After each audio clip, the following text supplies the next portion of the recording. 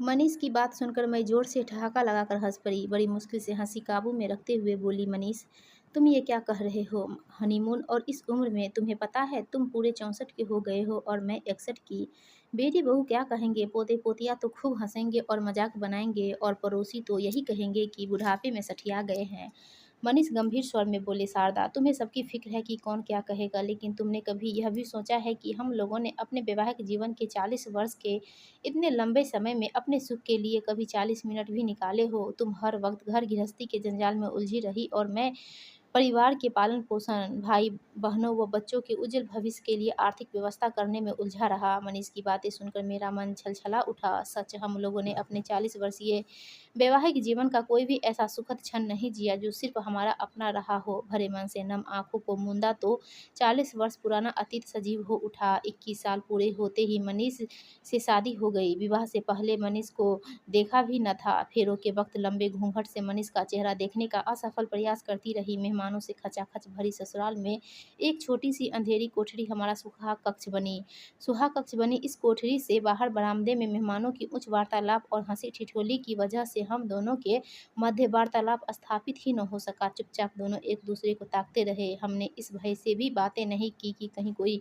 सुन न ले। उस रात देह सुख तो दूर, स्पर्श सुख का भी आनंद न ले सके हम। सुबह 4 बजे ही बड़ी बूढ़ियों ने अपनी ऊंची बातों के इशारे से संकेत दे दिया था कि अच्छी बहुओं को सुबह जल्दी उठना चाहिए। दूसरे दिन से शुरू हुआ वैवाहिक जीवन का अध्याय। सास ससुर की सेवा, 4 देवर व 3 नंदों की जिम्मेदारी, घर गृहस्थी का संपूर्ण दायित्व, अपने बच्चों का पालन पोषण, फिर सभी के शादी ब्याह, तीज त्योहार, नाते रिश्तेदारी, इन्हीं सबको निभाते निभाते 40 वर्ष कब बीत गए पता ही न चला। मेरा कंधा झकझोर कर मनीष ने मुझे वापस वर्तमान में ला पटका। हंसकर बोले, हम अपना हनीमून आगरा में मनाएंगे। प्रेम के प्रतीक ताजमहल में हम भी अपने प्यार को जमा करेंगे। मुझे शरारत सूझी, मनाली में क्यों नहीं? क्या इस उम्र में हम लोग कुल्लू मनाली की हसीन वादियों में एक दूसरे की बाहों में बाहें डालकर अपना हनीमून नहीं मना सकते? इस उम्र में बर्फ से खेलने का आनंद हमारे यौवन काल को पुनः जीवित कर देगा। मेरे कंधे पर प्यार से हाथ रखते हुए मनीष बोले, पहले मेरा भी वहीं जाने का इरादा था, लेकिन तुम अस्थमा की मरीज हो और मैं उच्च रक्तचाप का, इसलिए अपने स्वास्थ्य को ध्यान में रखते हुए हमारा वहां जाना उचित न होगा। आगरा पास ही है, मात्र 4 घंटे का सफर है। टैक्सी का प्रबंध करके आता हूँ, तुम चलने की तैयारी करो। मैं आगरा जाने की तैयारी एक नववधू की तरह करने लगी। अच्छी अच्छी सभी साड़ियाँ रख ली, अपनी एक स्लीवलेस सिल्क की नाइटी भी रख ली जो मनीष मुंबई से काफ़ी साल पहले लाए थे। शर्म की वजह से कभी पहनी ही न थी। मनीष ने टैक्सी का प्रबंध कर लिया। घर में जब सबको बताया गया तो वही हुआ जिसकी मुझे आशंका थी। बड़े बेटे ने कहा, पापा, इस उम्र में आपका और मम्मी का घूमना उचित नहीं है, कहीं तबीयत वगैरह बिगड़ गई तो।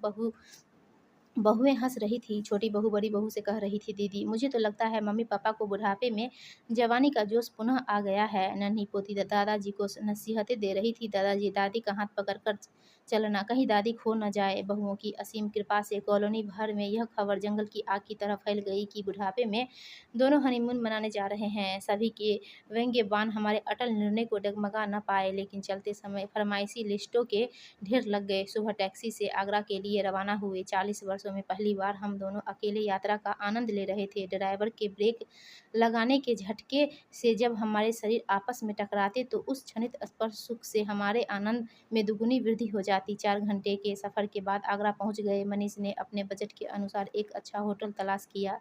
कमरे में आकर थकान मिटाने के लिए चाय का ऑर्डर कर दिया। इस दौरान मनीष ने मुझे अपनी बाहों में भरकर चूम लिया। उस स्नेहिल चुंबन से बुढ़ापे के शरीर में भी एक रोमांच हो उठा। लजाकर बड़ी अदा से बोली, छोड़ो भी, कोई देख लेगा। बाहों में समेटते हुए मनीष बोले, पगली, यहाँ कौन देख लेगा? चाय पीकर मनीष बोले, तुम जल्दी से तैयार हो जाओ, आज पूरा दिन ताजमहल में गुजारेंगे, कल लाल किला और भी बहुत सारी जगह। कहते हुए पूरे भावी कार्यक्रम की रूपरेखा प्रस्तुत कर दी। लेकिन मैंने सुझाव दिया, पहले बाजार चलकर खरीदारी कर लेते हैं, जिसने जो मंगाया वह आज ही खरीद लेते हैं, बाद में कहीं खरीद नहीं पाए तो सभी लोग नाराज हो जाएंगे। मनीष को मेरा सुझाव पसंद आ गया। शॉपिंग बैग लेकर निकल पड़े बाजार। पूरा दिन खरीदारी करते रहे, सैकड़ों दुकानों के चक्कर काटने पड़े। शाम होते ही थकान महसूस होने लगी। अस्थमा की वजह से मुझे खांसी शुरू हो गई, साथ ही मनीष का भी रक्तचाप बढ़ गया। वापस होटल आकर अपने साथ लाई दवाई ली, लेकिन फायदा न हुआ। उच्च रक्तचाप की वजह से मनीष को सिर दर्द और घबराहट महसूस हो रही थी।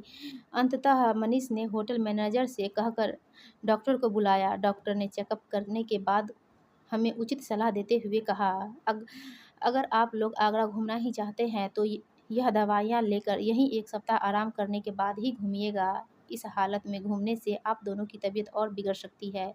मनीष उदास हो गए, बोले, 1 सप्ताह रुकना तो नामुमकिन होगा क्योंकि यह हमारे बजट से बाहर है। मेरे हाथों को अपने हाथ में दबाकर बोले, मैं भी कैसा पति हूँ जो जरा सी भी खुशी न दे पाया। मैंने मनीष के मुंह पर हाथ रखते हुए कहा, कैसी बातें कर रहे हो? हम दोनों ने आज पूरा दिन एक साथ बिताया, यह क्या कम है? मनीष की आंखें भर आई, मुझे अपनी तरफ खींचकर सीने से लगा लिया। पूरी रात ढेरों प्यार की बातें होती रही, भविष्य के सुनहरे सपने बुने।